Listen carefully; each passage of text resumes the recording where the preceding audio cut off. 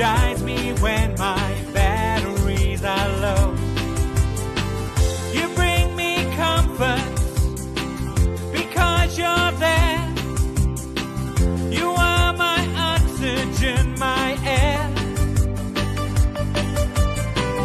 When I was lonely, I would pray for something else.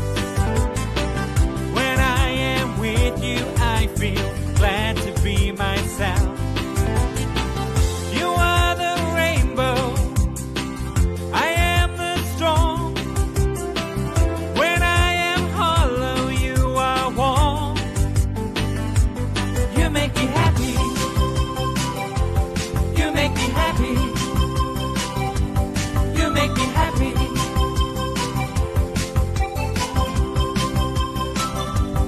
You make me happy.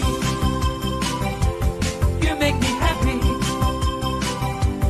You make me happy.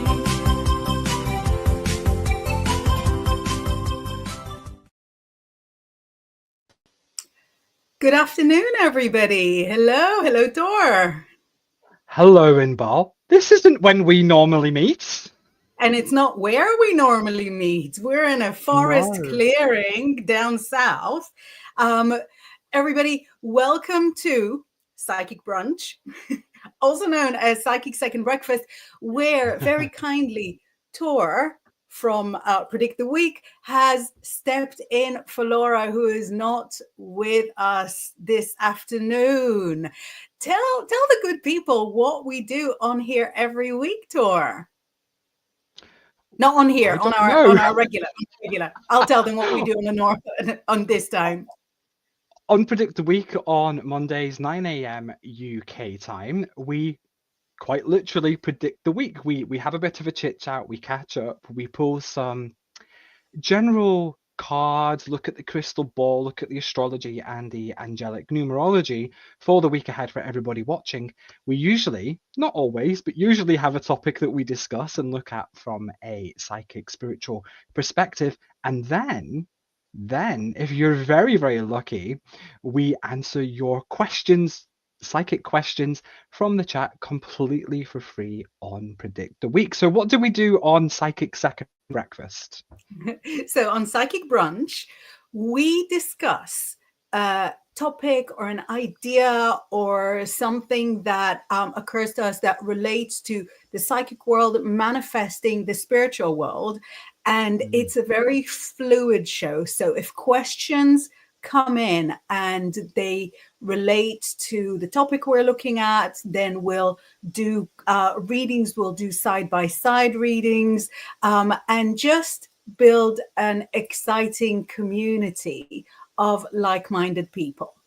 So for those of you who are it's so fun. For those of you who are new to the show, for those of you that are new to the channel, you might be viewing us on Facebook, you might be viewing us on YouTube, you might be viewing us on LinkedIn or Twitch or Instagram.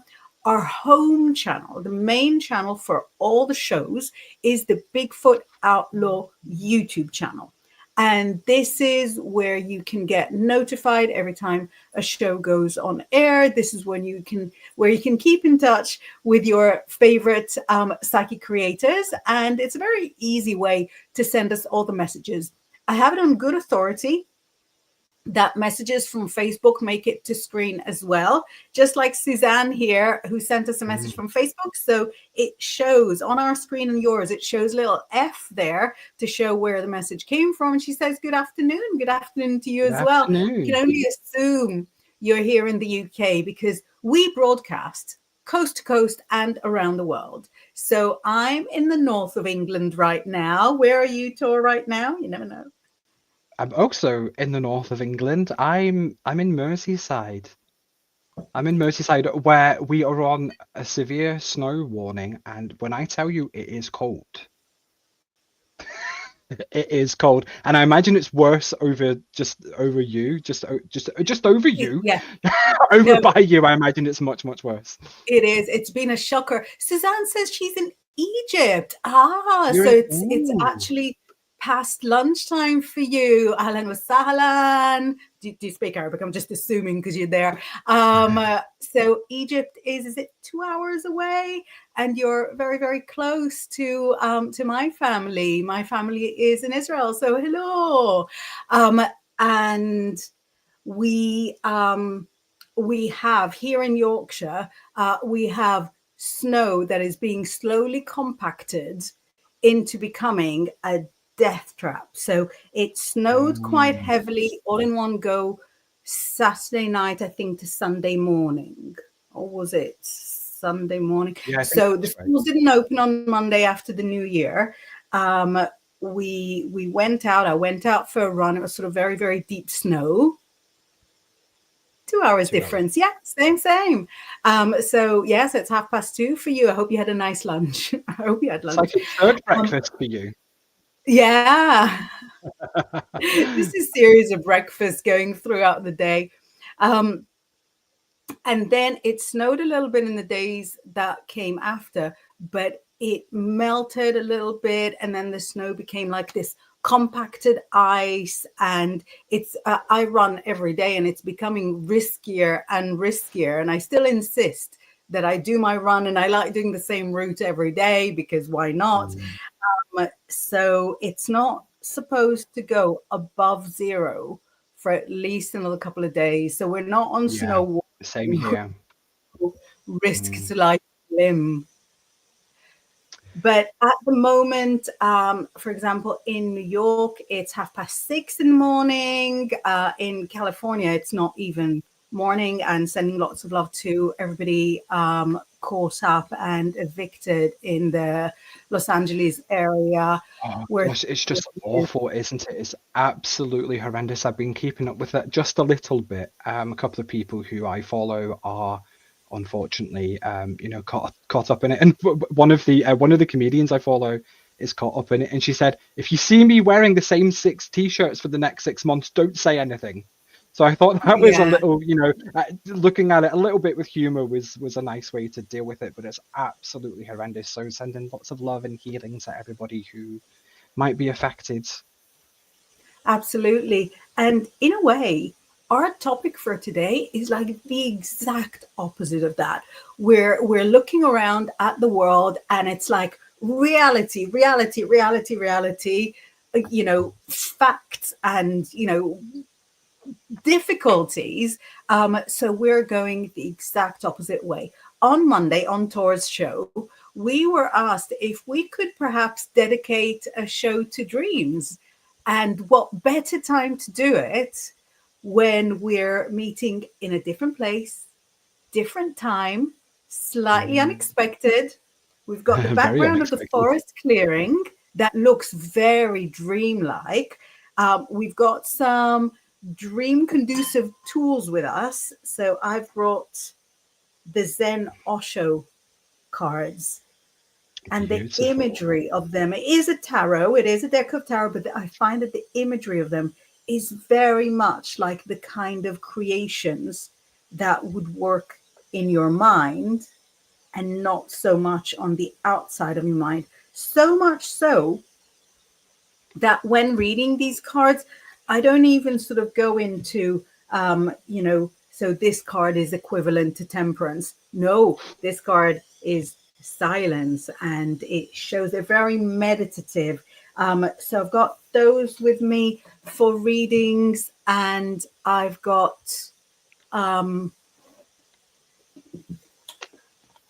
big crystal ball and the small crystal ball. So I'll be doing readings with those very dreamlike elements.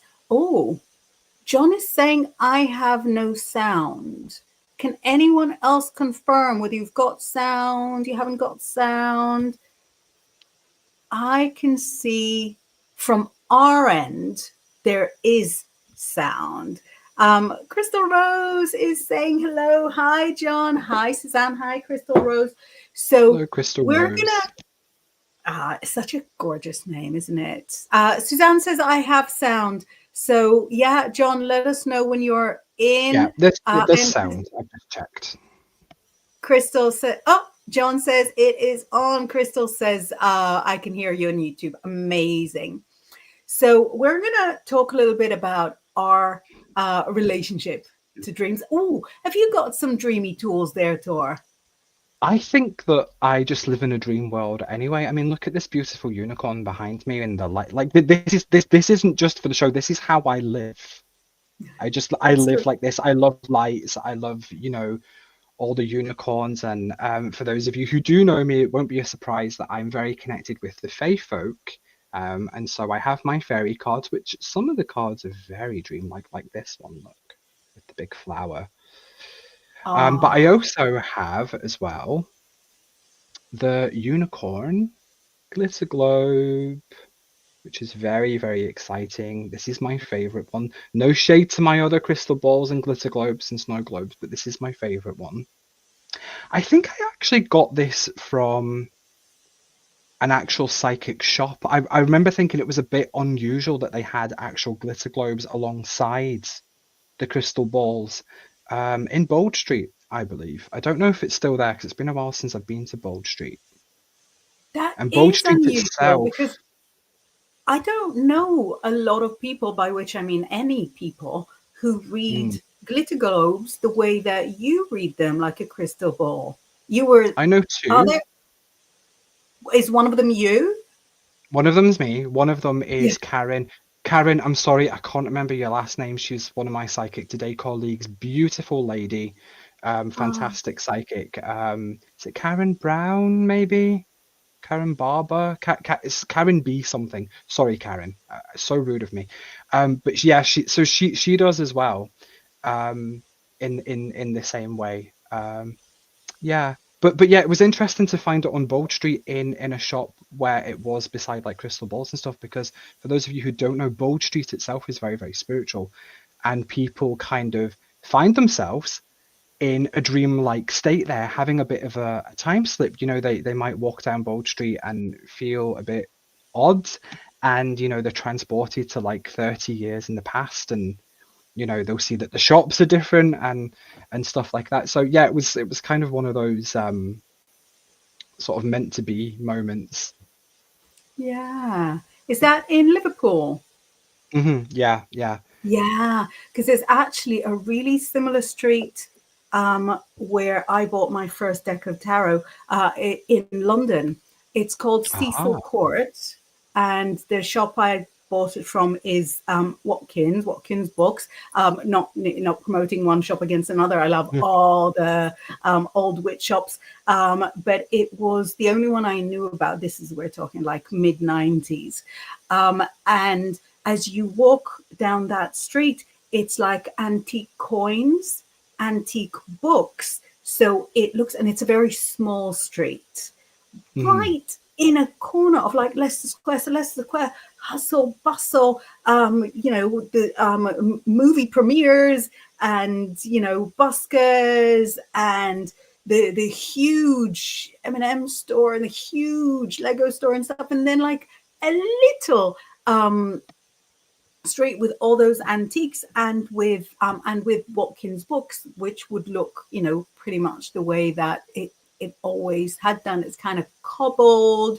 You can't drive down it. I love Same as stepping Bold Street. into. Bold Street's cobbled, and you can't really like if somebody's dropping you off in Bold Street, it has to be at the top or at the bottom. You can't Right. properly drive through it. How interesting that it's that similar. I know, and now I have a goal. Now I want to go to that Ball Street. Beyond Dimension says, I love these kind of places. Yeah, exactly. Yeah, yeah, There's, it's fascinating. where Atlantis Bookshop is, just not to give not to give love to one shop and not to the other. So Atlantis Bookshop is the Atlantis Bookshop. It has been an occult shop in London for over 100 years. This is from their 100th anniversary. Oh. Not big on merchandising because I'm sure you could print a better cup if you went for it, but I'm still so proud to have it. And it is on Museum Street. It is Museum Street because it leads up to the British Museum, like the British Mm. Museum, where you've got like hugely important exhibitions. That's where you've got all the curated items. I don't want to say stolen when people can watch, from all cultures. You've got like the Elgin marbles there, and you've got Assyrian antiques, and of course, a lot of mummies, at least one cursed. So I hear. And as you walk down Museum Street, you've got Atlantis Bookshop. It's been there for 100 years. And across from it, you've got the Plough. The Plough is the pub where Aleister Crowley will have had a drink, where the people who put together the whole concept of Wicca would meet together and have conversations. And there's interesting insights about how Wicca, the religion of witchcraft, and Druidry follow the same wheel of the year. Whereas in Druidry, you've got the solstice, equinox, and in traditional witchcraft, you just had Beltane, Samhain. Sorry, this was my brain stopping because I was going backwards. Beltane, Samhain, Inbaal, and Lunarsar. But when I don't want to say the wrong names, but it would be when Gerald Gardner and presumably, I want to say Ross Nichols, but it might not be the right name, had got together, they put those two calendars together, and that's where we get the 8-spoked wheel that was allegedly created in the Plough on Museum Street. And I used to go to like meetings in the Plough where witches still meet. So that is an incredible, like teeny tiny street like that as well. Those things exist. Ooh, Beyond Dimension says, I have had great conversations with people in Atlantis Bookshop on so many conversations. Are you here in the UK? Do you go to Atlantis? It's so awesome. It's so awesome. Do you know, you get recognized a lot, Tor, right? I get recognized very, very, very little. I walk into Atlantis Bookshop and I think, well, this is like where everybody who's into this kind of thing, everybody goes. And then Geraldine, the owner, turns around and says, I did see you as soon as you came in. I was just with a client. How are you? How are the kids? Aww. And I'm like, oh my gosh, she knows who I am. Of course she knows who I am. I was in so she doesn't know who I am because of this. She knows who I am because I used to do all the events in the London pagan scene, as we used to call it, for absolutely years. She knows me like personally, but I was just so over the top excited. I was there with the kids and I was like, look, it's Geraldine, the owner. She knows who Mummy is. But yeah, Beyond Dimensions, tell us more. Are they people that you interviewed? Do you go in there personally? We'd love to know. So we'll just go back to our topic. Oh, there we go. Oh, Beyond says, I'm from Yorkshire. When we visit London, I nip in. I was talking about ley lines, John D. It's that, where in Yorkshire are you? I'm near Home Firth, and I'm assuming you're stuck at home just like I am. Yesterday, so I've been I have a bigger car, so I've been driving the kids back and forth to everything. My good husband was like, I can't leave you to do everything. I'll try and dig my little car out. And he managed to dig his little car out, reverse it to the middle of the road, and that is it. And he was like, okay, I'll just drive it back to where it was. No. Is it still there? Now it's frozen to the spot. It literally looks like something out of Disney. It's like, it's comedy. I took a picture of it in the dark. I took a picture of it in the light. We have that moment covered. But yeah, so Beyond Dimensions, is your car stuck as well? But yeah, sending lots of love to everybody on the west side of the world for being too hot, and lots of love for us for being cold. Crystal Rose says, I need to go. Watkins books. Aww. Absolutely. It's just, I think it's so incredible, and we're so lucky that we live in a place where we can easily access in-person places where that are part of the community, aren't we? Yeah, and where you can just go in and say hello and just sort of be yourself a bit more, because we say it all the time, but you don't switch on and off being like a psychic or a witch or a druid or whatever it might be. And so to be able to walk in somewhere, there's somewhere very, very local to me where I just walk in and and it's mostly a crystal shop, but then there's other, you know, witchy bits and pieces too. And I just walk in and I just feel, you know, it's like walking into a hug, you know, Yeah. like it's beautiful. And the lady who runs that shop is absolutely lovely as well. And she always says hello, and you know, and just community is important, isn't it? It is, because that's the one thing that separates you from being alone in your identity, from being alone in your beliefs, being alone in your path that that you follow in this life. John says, near Sheffield, Homeforth isn't too far. We have ice fields all over, not stuck though, thankfully. Mm. Fabulous. I'll bet you get more gritters than we do. We get the main roads gritted, but most of the roads are not main and Yeah. are rather slippy. So, Tor, Hi. we spoke. Hi. We Hi. spoke of dreams a little bit on your show on Monday. And I was saying that after resisting for a long, long time, literally decades, I'm now keeping a dream diary again. Not Good. quite engaged into it. Thank you. Not quite sort of fully engaged into it. And I find that when it was still kind of the Christmas break, New Year break, I remembered my dreams much better and for much longer. And now that Mm. I'm already sort of back into the routine and much busier, I'll remember for a lot shorter time and not really a lot of detail. Do you keep a dream diary? I don't keep a dream diary specifically, no, because I'm very, very good at remembering my dreams for a very long time, for years even. There's dreams Wow. that I remember having when I was little.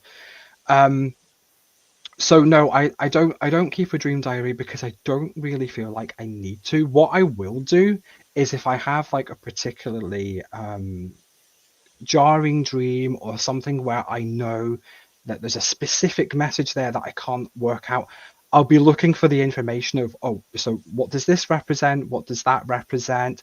What do they represent together? Because a lot of the time, everything in a dream will represent something. There'll be a message or, you know, a symbol there for each thing. So no, I tend to sort of not write them down, but try and investigate and spend a long time, you know, with my morning or evening coffee, you know, investigating and putting the puzzle pieces together.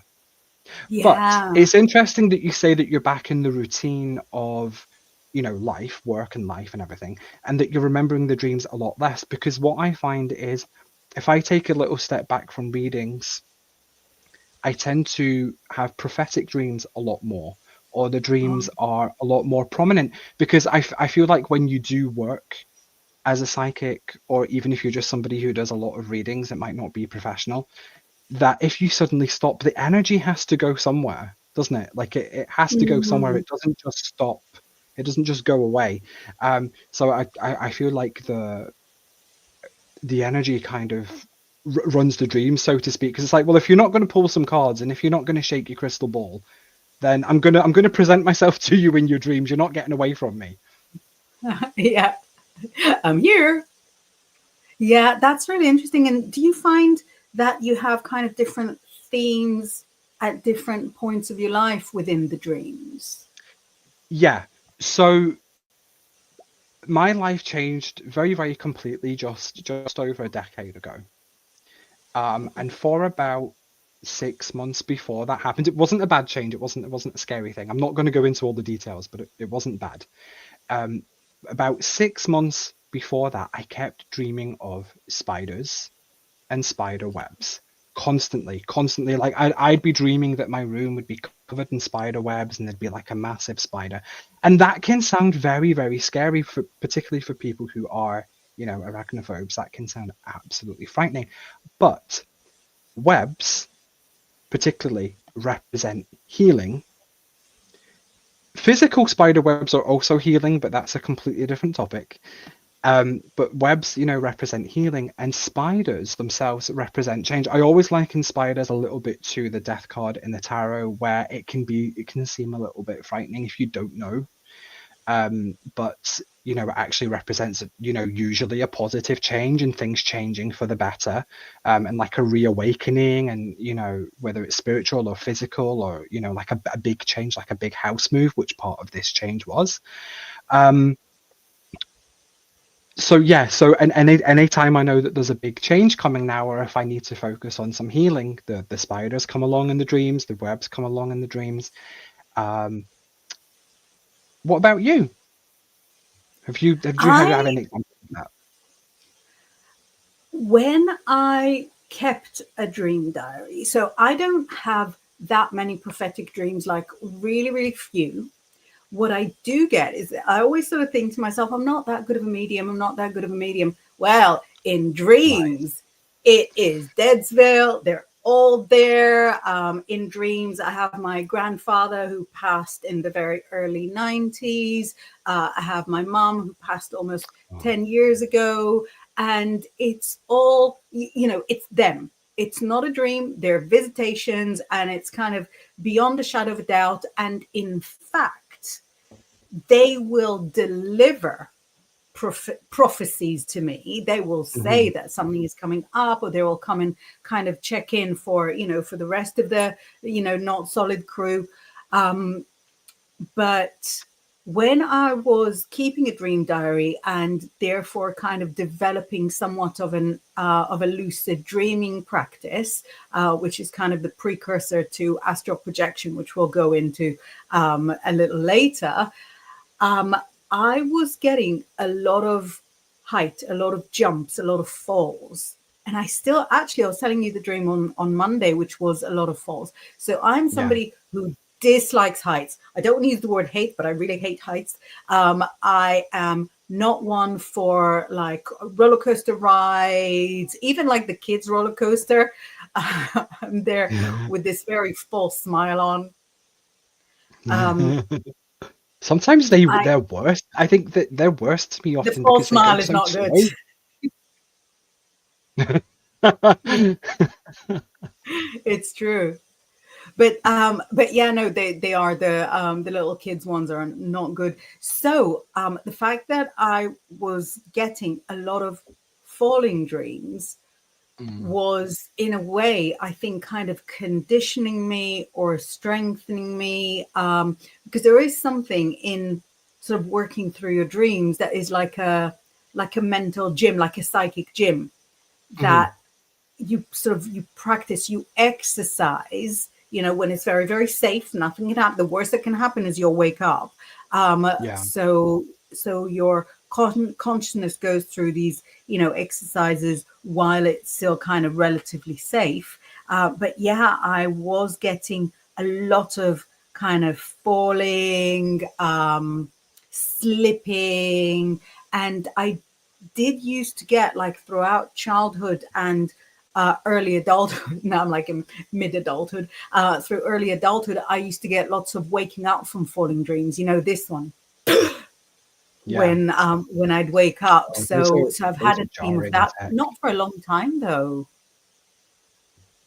Good. I'm glad you've not had one like that for a long time, because it's awful to have that fright as you're, you know, you're wakening up. That's not a nice way to start the day. In a way, that's what put me off lucid dreaming, because in lucid dreaming, you're doing things knowing that you're dreaming. Hmm. And I'd go through, because I'm a very risk averse person in many ways. Also, big Yeah. risk taker in other ways, but very risk averse in many ways. Like I said, don't really like heights. So when I get to a point in a lucid dream where I'm like, yeah, I'm going to fall, I don't like it, I'll wake myself up. The worst that can happen, I say, is I'll wake myself up. And then I do wake myself up, and I think, well, what lesson was I missing there? Because Mm, doing it on purpose, when you've got that, then it's like an ejector seat out of a dream yeah. when it gets like too much. And it's a safety mechanism, and it's great to have it. Awful experience, but it's great to have it, so that the dream doesn't take you to places that are even more, terrifying. But doing it on purpose kind of defeats the whole purpose of dreaming. Do you know what I mean? Yeah, yeah, I do, because I feel like when we're dreaming, the information, the messages, the people, if it's people who've passed on, the experience, I feel like it's supposed to come to us. I feel like when we try and do it on purpose, we might still get some useful information, but it's kind of it's forceful, right? It's like if you're sitting staring at the card going, what does this mean? What does it mean? Yeah, And it might tell you what it means, but it's like maybe you're forcing something, maybe you're seeing something that you don't necessarily want to see, or that you do want to see. um yeah, so yeah, I think it's better if it's like done in a more kind of like almost a meditative way, like we were talking about on Predict the Week. Sometimes people fall asleep while they're meditating. I feel like that's a really good way to get psychic information while dreaming, is to start with the yeah. meditation, slip into it Oh, gently. look, we've got amazing input from Beyond Dimensions. He says, this is a great chat. My whole journey started from a dreams. We would love to know more. We That's would love to know more. incredible. So I've got to tell you, I kind of forgot about it, but never really forgot about it. There are some dreams that just sort of stay stuck, even in my resistant brain. So for a few weeks when I lived in Greece, I lived in a room that was kind of carved into a cave.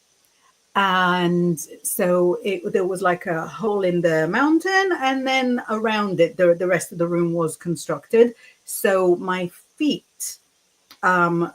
were at the end of the bed. I said my feet, I'm a 5 foot, my feet were in the middle of the bed. But the foot of the bed was then just a few centimeters from the cave. And I never went into the cave part of it, but there was like a green light there. And the lady that rented it to me, she said, "Oh, it's so cool! It's great." She was Yugoslavian and had like the best accent back when there was a Yugoslavia. And she was like, "Oh, it's so cool! We can have parties there." But then when I moved there, I became very, very sick, and we never had any parties. Anyway, a couple of the nights that I slept there, I could see beings in that cave, and at least one Mm. of those times, those beings I could see in the dream came to attack me, and I didn't wake up from it until the morning. When I woke up in the morning, I was like, okay, it was just a dream because I didn't have that ejector seat. But then I was in a lot of pain Mm. from the attack, and that was just so strange. I never got to the bottom of what it was, and I wasn't really, this is like early 90s. Gosh, when would it have been? Maybe 95, mid 90s. So I wasn't, so there wasn't like a full Yugoslavia, but she still identified as, it's complicated. But I never really got to the bottom of exactly what it was. I feel like it was either a spirit of the cave or of the mountain, or something that lived or hid in that cave or in that mountain, but I don't know exactly what it was. And it was such a strange kind of haunting. I think they just didn't want me in their space.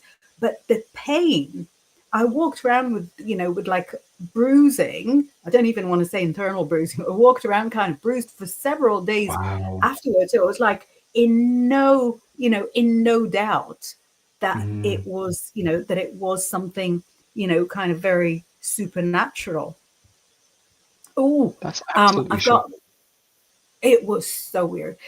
Beyond Dimension says, totally agree with the meditation and slipping in, Yeah. right? Yeah, Yeah, I think it's, it's much more gentle. It's a much nicer way of. Um, do you know what? I did this relatively recently, where I was wanting to connect with the healing angel council, whatever way you wanna put whatever way you want to call them. We'll use the word council. And the best way to do that was to slip in via meditation, and the meditation kind of describes the place where it's like this big sort of crystal palace, and they lie you on like it's not like a bed. I don't know what the human word would be, so bed is the closest, and they sort of stand around you all tall and doing the healing on you. And I felt I was so glad that I did the guided meditation to slip into that and to meet the healing angel council, and to to have that healing. I feel like I'm beaming and smiling just talking about it, because it was just such an an amazing experience. So yeah, like slipping in through meditation, I think is really the way to go. Yeah, and I think that's an important point to make, because when you're just about to go into that moment of a dream, you can set intentions. You can say, I want to dream about my granddad, or I want to have messages about the future of my career. You might not, but by Yeah. setting the intention, you're telling your consciousness that that's the direction you want to go. So it's, if nothing else, a little bit more predictable. Yeah, and then you kind of know what to expect as well, and you know that you're not going to be met with astral nasties like you unfortunately experienced in your cave room. Yeah, I want to yeah. spend the night there now, though. I'm really intrigued to go and see this cave bedroom and spend the night there. I know. I'm so ambivalent about stuff like that, because I don't think of myself as very ghosty. But ghosty things come to me. And when I was sort of first asked to do Jack Osborne's show, when he had the Jack Osborne UK show, he did the Homecoming, and he did it with Kate, who is this incredible paranormal investigator, not as a medium. She's the person that sort of knows all the history of it. And he comes with his like ghost recording equipment and stuff like that. And I think they wanted like a psychic just to add a little something to it. And there's a part of my brain that goes, but you're not really a medium. You haven't trained. You're not really a medium. But of course I said, yeah, I'll do it, because that was one answer. Yes, of course I'll do it. So I turned up really anxious, said what I could see in this room, what I could see in that room. Obviously, I didn't know where I was going. I had a postcode. And then at the very end, Jack, who is a doll, went, you got so much right. You got so many things right. Have you heard of this place? And I'm like, I've heard of nothing. I've heard of nothing. I've heard, I've heard of the supermarket near to my house. No. And he said, because there's been a lot of reports of a figure exactly the way you're describing, exactly where you pointed. And we've picked up on sounds in the ghosty taping machine that is exactly like the words that you're saying. And there were a lot of atrocities performed here. And where you could see wood, there was like, I think like a gallows or something. And it was just so mind-blowing. So I think to myself, it's not really me, but maybe it is. Maybe it is. Crystal Rose says, it's a very exciting message, says, I keep dreaming about snakes. So we're just coming up to the year of the snake, aren't we? We're 3 weeks away, less than 3 weeks away from the year of the snake starting. Are we really? Because when you were saying snake, it felt like this was really going to be like an important year for Crystal Rose. Like they're trying to bring a message of like prosperity and shedding the old, right? Snakes shed their skin, shedding the old and making way for the new. So the fact that it's also year of the snake, I didn't know that. I was going to ask you that privately about the Chinese astrology. That's really, you're in for a big year. You're in for a big year, Boo. Absolutely, because the year of the snake is exactly about transformation. I believe it's the only animal that sort of sheds its skin to become new every season. And some people absolutely despise transformation. No, thank you. Whereas some people adore changes. And for people who adore changes, the year of the snake is such a boon. It's such a successful, startup. Whereas for people that hate transformation, much less so. So we know which one Crystal Rose is. And she says, yes, and it started since 2025. And she says, thank you. Thank you so much. Because I think when you go through just like this psychology aspect of it, snakes, sexuality, it's like an A-B. But actually, spiritually, there's so much more to it, because snakes are also very adaptable, can survive through things. There's a lot about intuition, intelligence, wisdom. So there's really sort of a lot for snakes. And we've Yeah. got a strong message from Beyond Dimensions saying, I have strange memories from silly young ages, like 3 and 1 is of a dream. I'm laid on the settee with my dad watching TV in the living room, curtains open, and it's night. I go into a dream in the same place, but I can see myself and a guy looking through the window across the road. It's not a guy, it's a silhouette. And he Mm, adds that the dream reoccurs at age 7, age 13, age 20s, etc. That is incredible, that's isn't really it? interesting. Yeah. Yeah. It must be a guide, somebody from the other side, sort of keeping an eye on you. Is there somebody in the family who went before you were born? Because I think it's the person who sort of dies the most recently that kind of gets charged with looking after the kind of next baby in the family, or just that's Yeah. how I've experienced it before. Is it an uncle or great uncle? It feels kind of uncle brothery to me. Just having a Yeah. quick toe in. Yeah. Yeah, and it's really funny that you're saying about on the settee with dad watching TV, because one of my earliest memories of what I now perceive as astral projection was laying on my sort of on our 70s sofa. It was green, it was velvet, it was full of foam, it had cigarette holes in it. But it was me sort of laying on that sofa, parents watching TV. And I remember kind of levitating out and thinking, Mm, is it a dream? But it wasn't like exactly a dream because I was still there. So Beyond Dimension is saying, thank you. And that could be an avenue to look at. How interesting. let us know And next time. let us know. Crystal Rose says last year was a very healing year. So now time to get back out there. I love this Yeah. energy. Fabulous time to get back out there. Um, so we wanted to just have a little chit chat about astral projection because that's something that is of special interest for Yeah. you, Tor, isn't it? Hold on. Crystal, don't be surprised if you want to keep buying lots of new clothes this year, change your makeup, change your hair. Like, I don't know what color of hair you've got, but maybe if you've got really dark hair, you might want to go really, really blonde.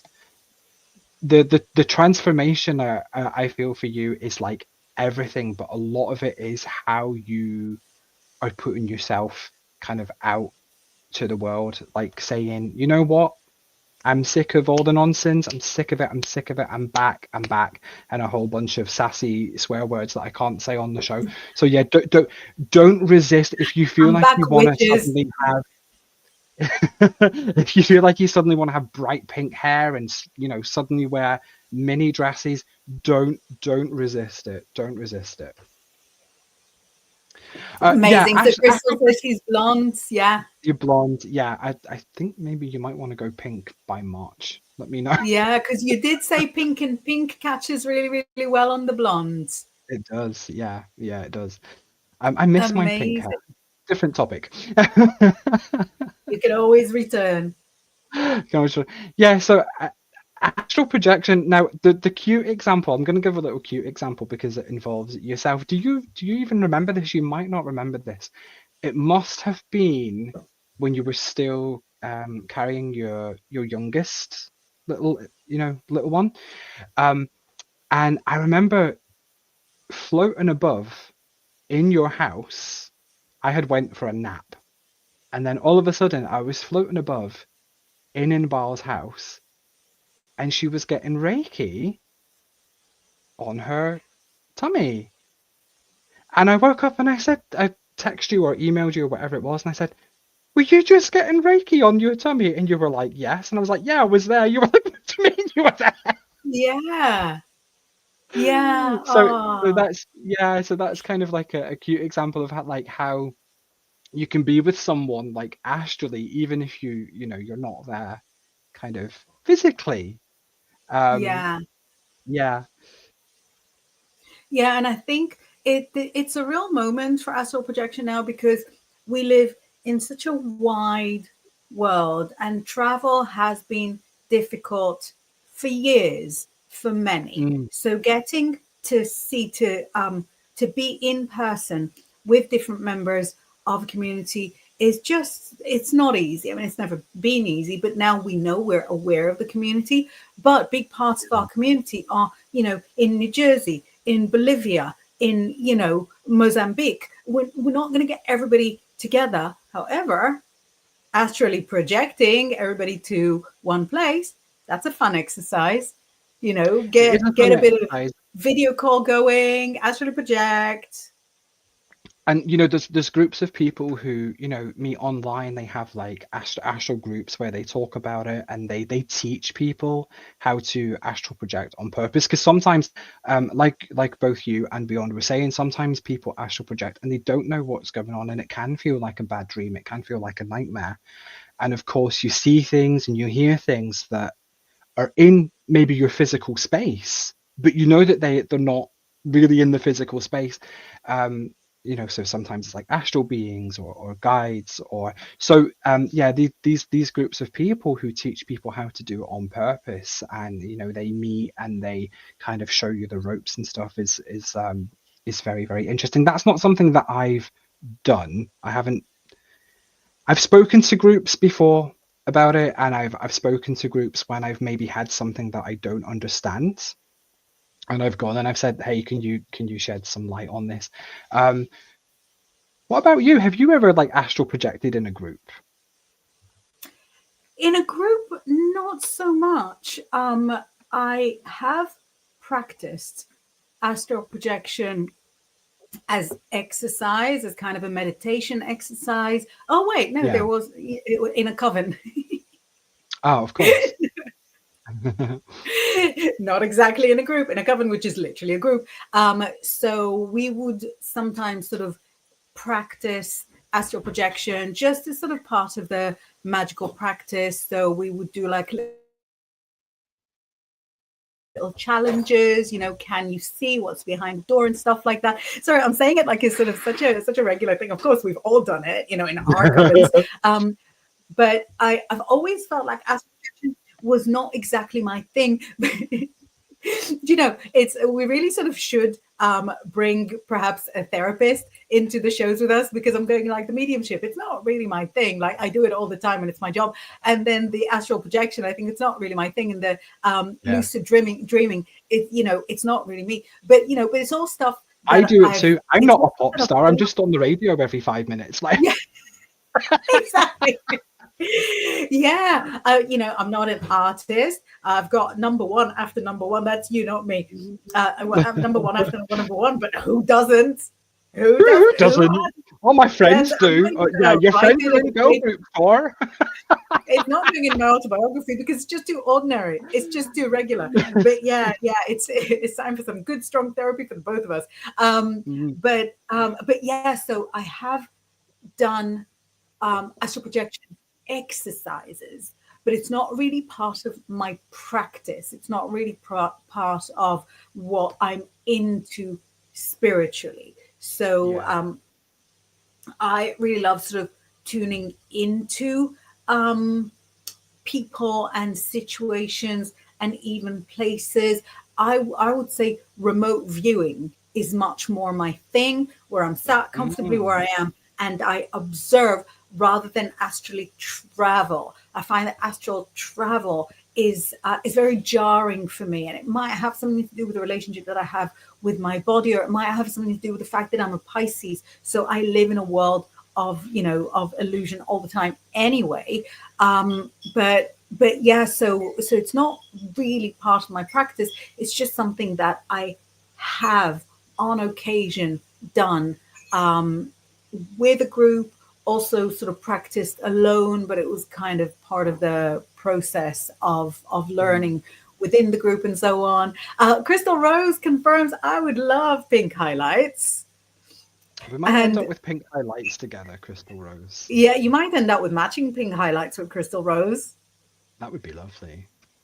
And Beyond says, because of this dream, so the dream on the Sati, I started looking at my dreams, and I have had ones where I fly, float, etc. I have had premonitions too. I think it's just so mind blowing that you're down the road for me, and your first memory of something dreamy and my first Very memory of similar. something dreamy are really similar. I'm really sort of blown away by it. And there's a question for you, Tor, saying, Oh, Tor, you mentioned the council. I was wondering, who are these beings? the the angels kind of are in groups. Don't ask me the specific groups off the top of my head.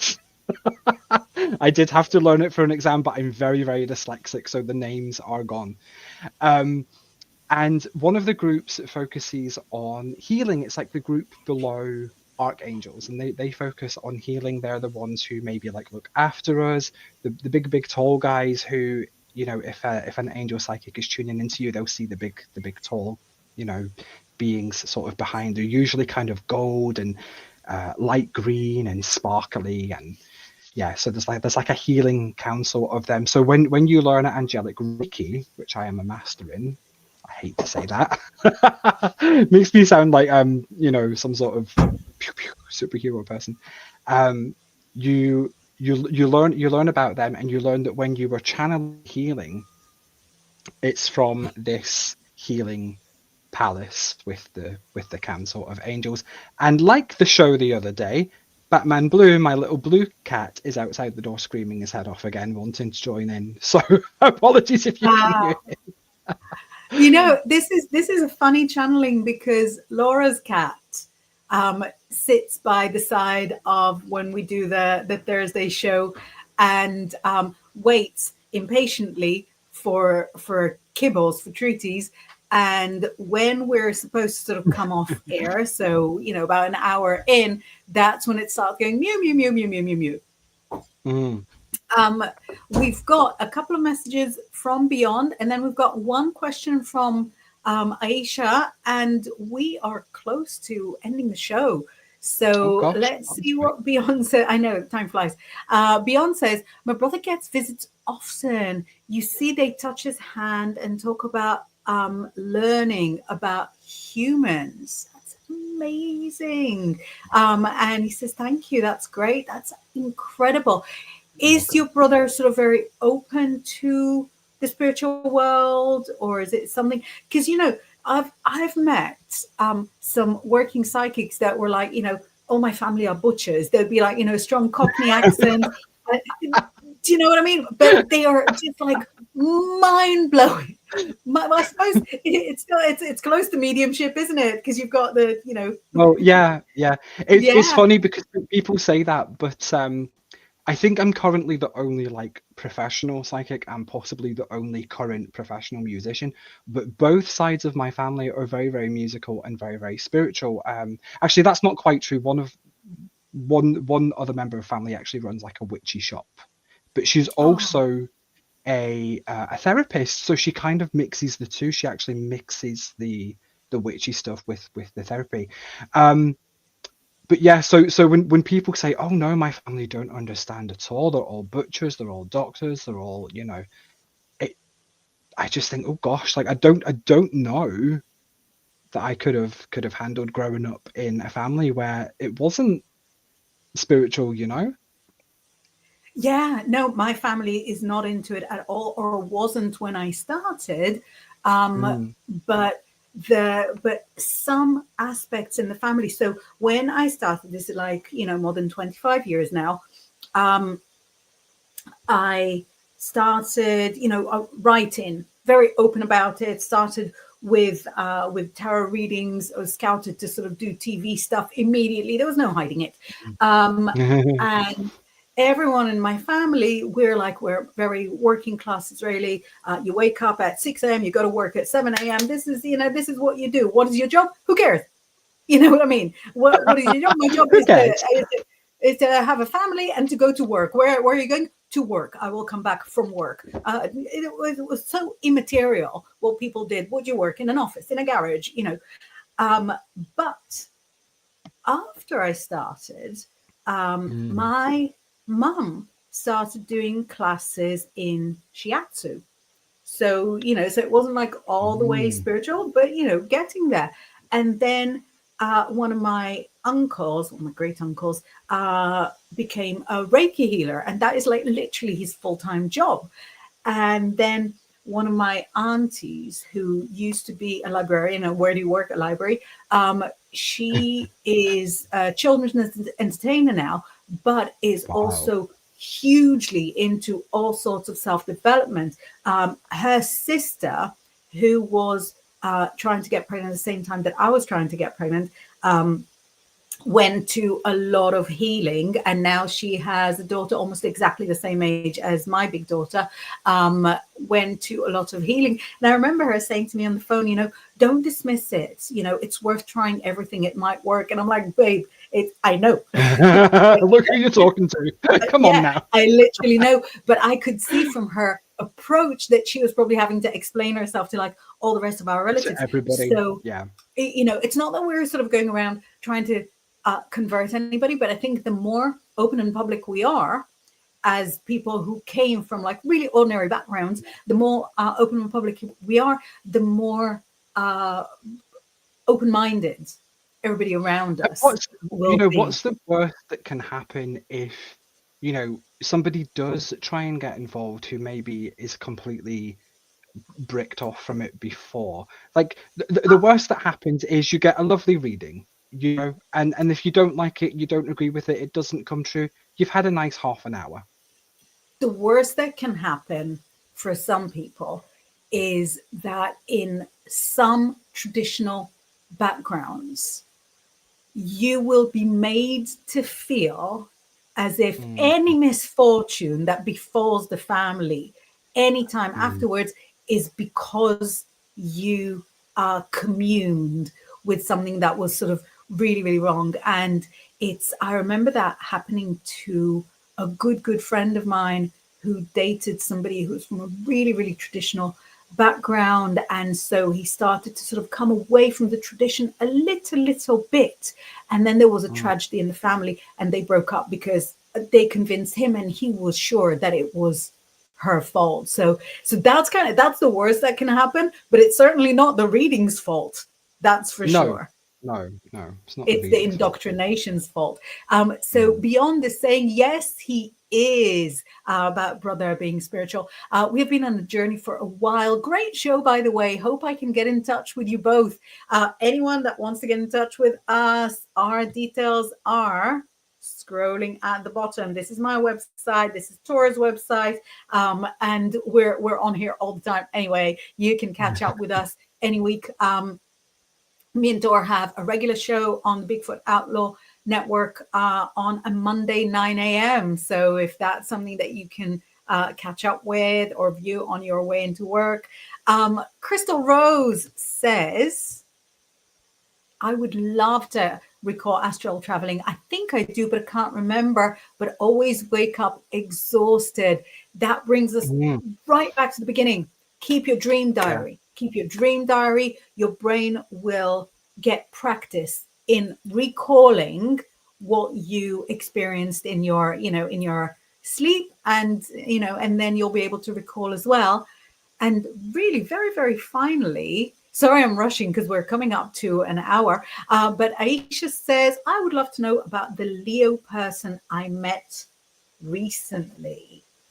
What I will say is, if you're waking up exhausted and you think you astral projected, you probably did.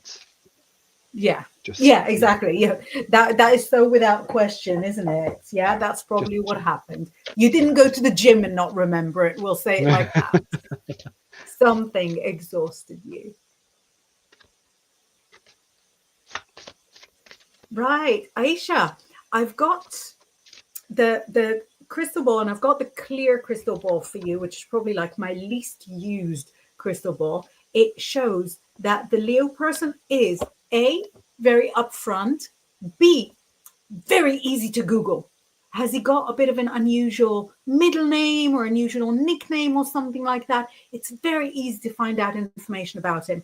He's not trying to hide anything. You know, it's so crazy. I was going to say, is he a Sagittarius? Because, you know, he doesn't tell lies, but you already said he's a Leo. The only thing we know about him is that he's a Leo. So I don't even know why that question came in, but I've got him as somebody who's really a lot of fun. Leos are always a little into their appearances, but not for to impress other people. Leos are into their appearances because they like looking nice, and that's really their thing. So Aisha says, yes, he is upfront. He wants to marry me. Well, who wouldn't?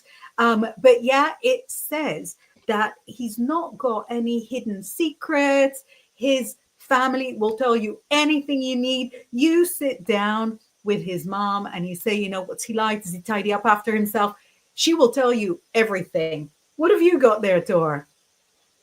Well, I'd got that he wants to connect with her in a really profound way, wants to get to know her, take her out, do things, spending time with family. So you've kind of already touched on all of that. Let him take you out. Let him show off. Let him show you off. There is something significant that will happen around one of your birthdays. I feel like it's more yours than his. It doesn't feel like it's Leo season, where it feels very, very significant. It feels like you're sitting down with people and saying, yes, we're going to do this. Okay. And don't worry if you are the sort of person, I feel, Aisha, who you always worry about messing things up, right? You worry about saying the wrong thing. You maybe worry about doing the wrong thing. Sweetheart, no. What you say, what you do, how you present yourself is 100% absolutely beautiful and fine. And it feels like this Leo lad, it feels like he's going to be accepting of you regardless of what you do, regardless of if you spill drink on his lap, if you spill food on the floor. He's going to be very, very accepting of everything you do and everything how you are. I would say I do feel like this could be the union that you've been looking for. Let's have a look. Is this the union that Aisha's been looking for? We get a yes. We get a lovely yes here. So don't overthink it. Ease into it, and let him show off and let him show you off. Let's circle back around to that. Let him show off. I love that. That's so cute. So she says, yeah, I'll meet him this month. Wait, oh, there we go. I will meet him this month. So yeah, let him show off, let him show you off. That's really nice. And I love that you said that his mum is upfront. This is what we need, a bit of honesty. And just really, really quickly. Yes, you'll like him. You will like him. Yeah. He's going to make sure that you like him. But we've just got a question from Crystal Rose. Sorry, Tora, have you got the time to do one last little question? Of course. Just saying, so I'm going to use the Zen Osho cards that are very dreamlike. How does Mr. Libra feel about me, please, if you have time? Wow. This card says that Mr. Libra is going through a difficult time at the moment. He's mentally exhausted, also a little bit physically. So he's kind of looking around for somebody to draw him out of this exhausted space. But he's got to approach you when he is a little bit more healed, because I really feel like at the moment it could be exhausting for you, and you know that you'll be kind of taking on his, you know, his issues. What have you got? What are you cackling about, Dorio? The same. So what they're showing me in the glitter ball here is a green heart with flecks of pink. So really, he does like you. He likes you a lot. But what they're saying in my ear as I'm looking at the green pink heart is, don't let his healing be your responsibility. engage with him, talk to him, text him all night, listen to his problems, don't solve them. Don't solve them. Ah, Don't I don't love that so much. don't let the relationship head down the route of you being the rock and him being the sludge, right? We want you both to be rocks. Can you wait until, again, around his birthday? I'm seeing September. Is his birthday September 13th? Around then? He needs that time. He needs that time to get his malarkey together. Okay? So if you are willing and able to just talk and not solve his problems until then, after that it could be really good. The heart would go more pink. If not, there's a slightly blondish, not quite white blonde like me, but like more kind of dirty blonde, tall chap who's not a Libra, Virgo, next year. That's really, really interesting because I think that's really true. And then you knew he was a Libra. You said September 13th. I was thinking, no, you were Yeah, already picking up no. on the Virgo.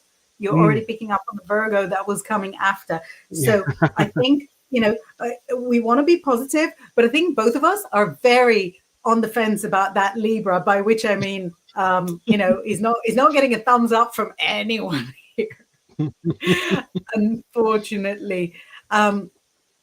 And Crystal Rose says, thank you so much. Totally understand. Yes, it is September. Amazing. And Beyond is saying, just as we finish off, great show. Thank you. Thank you so much, everybody. Thank you so much, Tor, for jumping in and standing in for Laura. This has been a fabulous chat. Thank you for asking and inviting me, and yeah, it was absolutely wonderful. I really, really enjoyed myself. So if Laura can't be here again, I'm happy to step in again. Fabulous. Well, she's very, very keen to make it all the other times, but I'll make sure that you are the first person I ever ask. Thank you, everybody, for having this amazing chat with us. I enjoyed myself so much. Me too. And we will see you on Monday. Have a great weekend.